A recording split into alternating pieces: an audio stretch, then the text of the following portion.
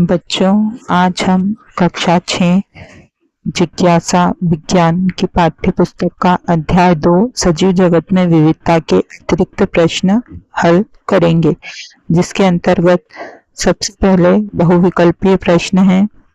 नीचे दिए गए शब्दों से रिक्त स्थानों की पूर्ति कीजिए।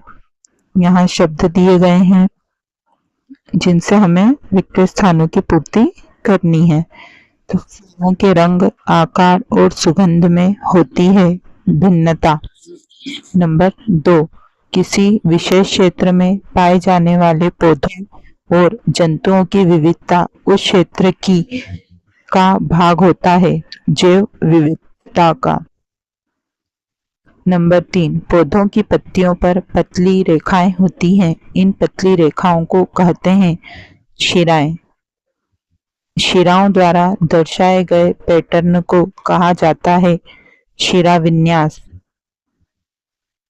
5वां, वाले पौधों को ऊपर चढ़ने और बढ़ने के लिए सहारे की आवश्यकता होती है, आरोही लता।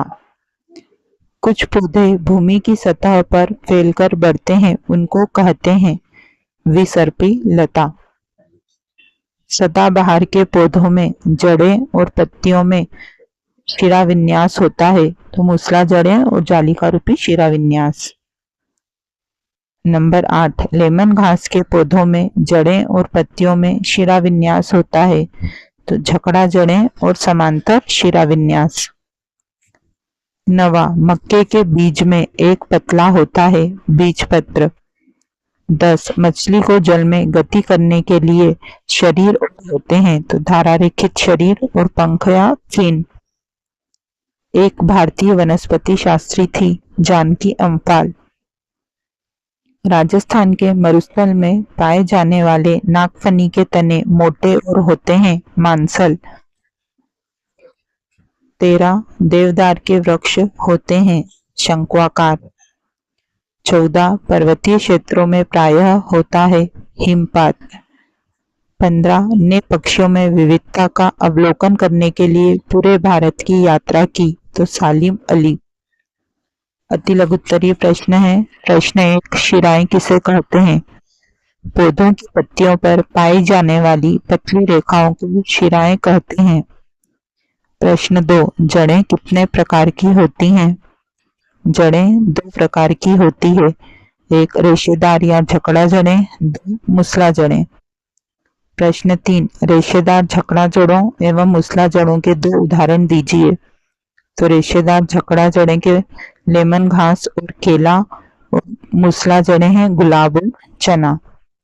प्रश्न 4, जैव विविधता से क्या आशय है? जैव विविधता से तात्पर्य पृथ्वी पर मौजूद विभिन्न प्रकार के जीवन से है, चाहे वह पौधे हों या जीव जंतु। प्रश्न 5, अनुकूलन से क्या आशय है? वे विशिष्ट विशेषताएं जो पौधों और जंतुओं को किसी विशेष क्षेत्र में जीवित रहने में सक्षम बनाती है, उन्हें अनुकूलन कहा जाता है। प्रश्न 6, आवास से क्या आशय है? तो वह स्थान जहां पौधे और जंतु रहते हैं उसे उनका आवास कहते हैं। उदाहरण के लिए समुद्री कछुओं का आवास समुद्र या महासागर है। प्रश्न 7, बाघ परियोजना प्रोजेक्ट टाइगर किसके संरक्षण के लिए एवं कब आरंभ किया गया था?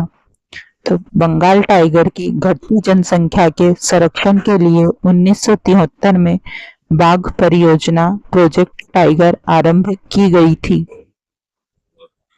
प्रश्न 8, चीतों की संख्या को पुनः स्थापित करने के लिए कौन सी परियोजना प्रारंभ की गई एवं कब प्रारंभ की गई?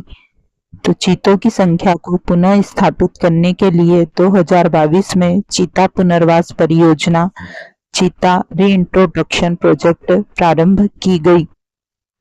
प्रश्न 9, गोडावण ग्रेट इंडियन बस्टर्ड पक्षी के आवास के लिए किन राज्यों में संरक्षित क्षेत्र घोषित किया गया है?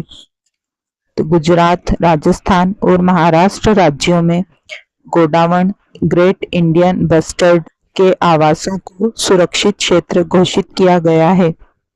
लघु उत्तरीय प्रश्न में प्रश्न 1 है, वृक्ष किसे कहते हैं, उदाहरण सहित समझाइए। वे पौधे जो बहुत ऊंचे होते हैं और उनके तने मोटे, कठोर, भूरे और काष्ठीय लकड़ी जैसे होते हैं। उनकी शाखाएं भूमि से तने से कुछ ऊंचाई से निकलना आरंभ होती है। ऐसे पौधों को वृक्ष कहा जाता है। उदाहरण के लिए आम का पेड़। प्रश्न 2, झाड़ी किसे कहते हैं, उदाहरण सहित समझाइए। वे पौधे जिनके तने वृक्षों की तरह ऊंचे नहीं होते एवं जिनके अनेक भूरे रंग के काष्ठीय लकड़ी जैसे तने होते हैं, जो भूमि के निकट से शाखाओं के रूप में निकलते हैं। यह तने कठोर होते हैं, लेकिन वृक्ष के तने जितने मोटे नहीं होते हैं। ऐसे पौधों को झाड़ी कहा जाता है। उदाहरण के लिए गुलाब का पौधा। प्रश्न 3, शाक किसे कहते हैं, उदाहरण सहित समझाइए। वे पौधे जो आकार में छोटे होते हैं और जिनके तने कोमल और हरे होते हैं, शाक कहलाते हैं। उदाहरण के लिए टमाटर का पौधा। प्रश्न 4, आरोही लता एवं विसर्पी लता क्रीपर से क्या आशय है। वे पौधे जिनके तने दुर्बल होते हैं और उन्हें ऊपर चढ़ने और बढ़ने के लिए सहारे की आवश्यकता होती है, उन्हें आरोही लता कहा जाता है। उदाहरण के लिए गिलकी। कुछ पौधे जो भूमि की सतह पर फैलकर बढ़ते हैं, उन्हें विसर्पी लता क्रीपर कहते हैं। उदाहरण के लिए तरबूज। प्रश्न 5, शिराविन्यास से क्या तात्पर्य है तथा यह कितने प्रकार का होता है। पौधों की पत्तियों पर शिराओं द्वारा दर्शाए गए पैटर्न को शिराविन्यास कहा जाता है। शिराविन्यास 2 प्रकार का होता है, जालिका रूपी शिराविन्यास तथा समांतर शिराविन्यास। प्रश्न 6, एक बीजपत्री एवं द्विबीजपत्रीय पौधों से क्या आशय है। प्रत्येक के उदाहरण दीजिए। जिन पौधों के बीजों में 2 बीजपत्र होते हैं, उन्हें द्विबीजपत्री कहा जाता है, जैसे चना एवं राजमा। जिन पौधों के बीजों में 1 बीजपत्र होता है, उन्हें एक बीजपत्री कहा जाता है, जैसे मक्का एवं केला। प्रश्न 7, मूसला जड़ एवं रेशेदार जड़ में अंतर बताइए।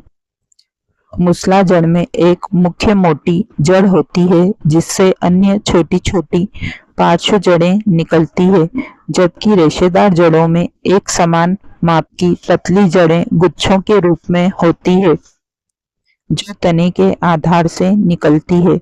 प्रश्न 8, मरुस्थलीय क्षेत्र में पाए जाने वाले पौधों की विशेषताएं बताइए। मरुस्थलीय क्षेत्र में पाए जाने वाले पौधों में मोटे और मांसल तने पाए जाते हैं, जो जल को संग्रहित कर सकते हैं एवं इन पौधों की पत्तियां कांटों में बदल जाती है। प्रश्न 9, पर्वतीय क्षेत्रों में पाए जाने वाले वृक्षों की आकृति शंक्वाकार क्यों होती है, समझाइए। पर्वतीय क्षेत्रों में प्रायः हिमपात होता है। ऐसी स्थिति में जीवित रहने के लिए वहां के कुछ वृक्षों की आकृति शंक्वाकार होती है, जिससे उन पर बर्फ टिकती नहीं है, बल्कि आसानी से फिसल जाती है। प्रश्न 10, नीलगिरी में पाए जाने वाले बुरांश की ऊंचाई कम क्यों होती है, समझाइए।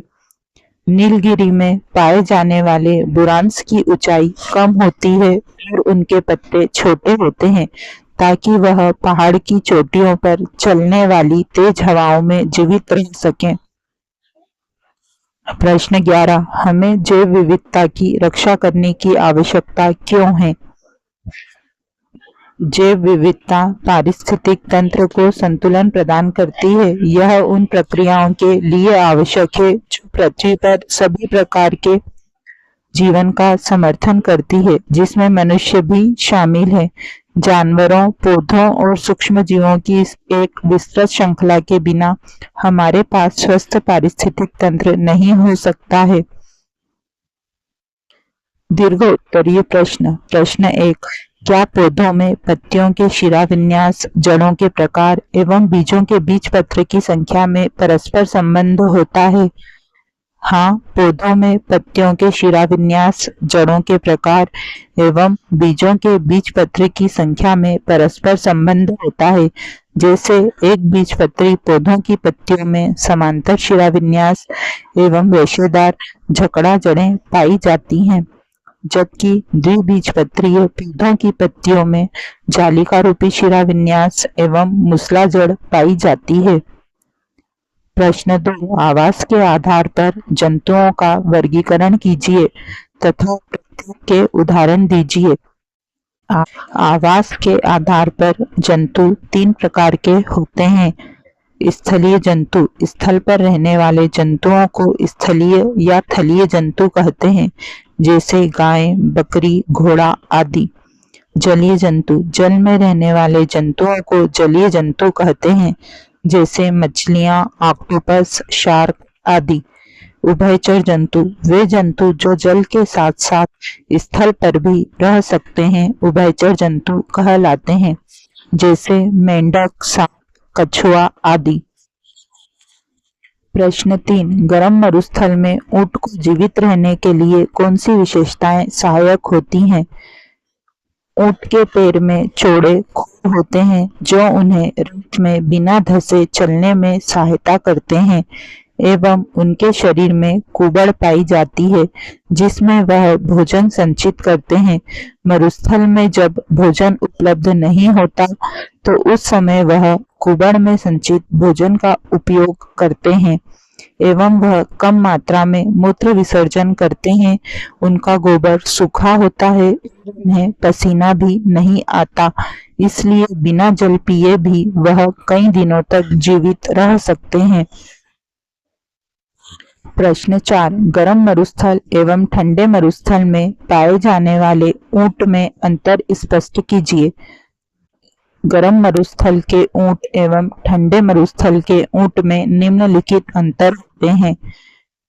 नंबर 1, गर्म मरुस्थल के ऊंट के पैर लंबे होते हैं जिनमें चौड़े खुर होते हैं, जबकि ठंडे मरुस्थल के ऊंट के पैर छोटे होते हैं। नंबर 2, गर्म मरुस्थल के ऊंट में एक कुबड़ होती है, जबकि ठंडे मरुस्थल के ऊंट में 2 कुबड़ पाई जाती है। नंबर 3, गर्म मरुस्थल के ऊंट की गर्दन पर छोटे बाल होते हैं, जबकि ठंडे मरुस्थल के ऊंट की गर्दन पर लंबे बाल होते हैं। प्रश्न 5, परंपरागत रूप से सुरक्षित वन या पवित्र वन पर टिप्पणी लिखिए। पवित्र उपवन वह बाधित वन क्षेत्र है जिनका आकार बहुत छोटे से लेकर बहुत बड़े तक हो सकता है। पवित्र उपवन पूरे भारत में पाए जाते हैं। यह कई प्रकार के औषधीय पौधों समेत विविध प्रकार के पौधों और जंतुओं का घर है। इनका संरक्षण स्थानीय समुदाय द्वारा किया जाता है। यहाँ किसी भी जीव जंतु को हानि पहुंचाने या पेड़ों को काटने या क्षति पहुंचाने की अनुमति नहीं होती। इस प्रकार पवित्र उपवन सामुदायिक रूप से सुरक्षित जैव संपदा है। इसी के साथ हमारा अध्याय 2 समाप्त होता है। जल्द ही हम अध्याय 3 के साथ फिर से मिलेंगे।